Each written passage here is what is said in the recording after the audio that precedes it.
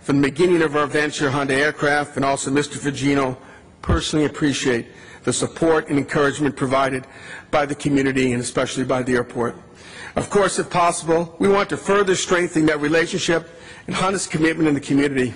Ladies and gentlemen, thank you again for the opportunity to be here this evening. Given the historic role that North Carolina has played in aviation history, beginning with Wright Brothers Kitty Hawk, it's especially appropriate that we are considering this state first in flight for this exciting new chapter of Honda's company history. I thank you very much, and I'll be more than happy to answer any questions you may have.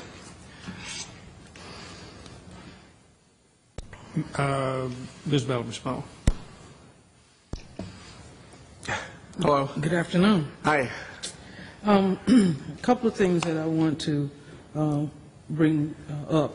One has to do with, first of all, thank you for your company becoming a corporate citizen in Greensboro. Thank you. But one of my concerns is that if I remember correctly, as you know, I'm going to ask you about minority women and their position in your company, because that's important to me. And I understand that the total number of jobs that you created was actually more than I think you initially thought you were going to create back from 2007. Correct? Okay, but out of those 246 jobs, the number of women and African Americans was extremely low, and that troubles me. I understand that you want to be perceived as an equal opportunity employer, and to that, I feel that is there more that your company can do in order to improve these numbers for women and minorities in all levels of your company, not just at the entrance level? Mm-hmm. We talked about this the other day, and I have retained Dr. Tyrone Baines to help on the aircraft in their recruitment going forward in the minority area. The jobs that we had, those 200 jobs, as I mentioned, were aerospace engineers and designers.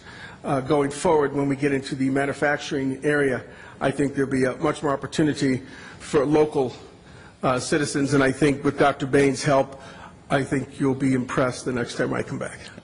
Well, you know, just in trying to be helpful, I think as I stated to you yesterday, we have over 250 HBCU schools in the United States.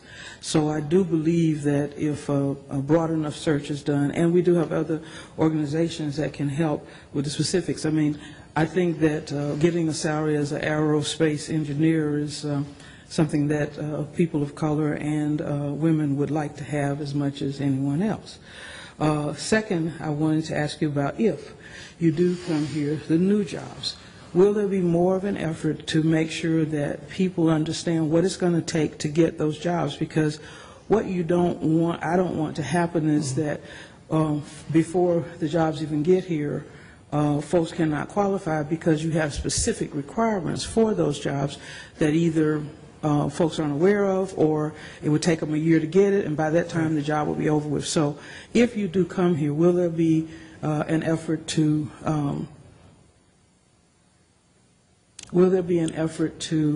make sure that people know ahead of time that if they need to go back to school, then they need to go ahead and be looking at that as an option? And right now we have a lot of people going back to school, so it makes sense to go back to school now for something that will in fact have a job possibility in 6 months, a year, or even 2 years down the road. I think we can work on communication to the local residents, and that's a program I'll look at with Honda Aircraft and especially Dr. Bates. Okay. I appreciate it. Thank you. Thank you, Dan. Okay.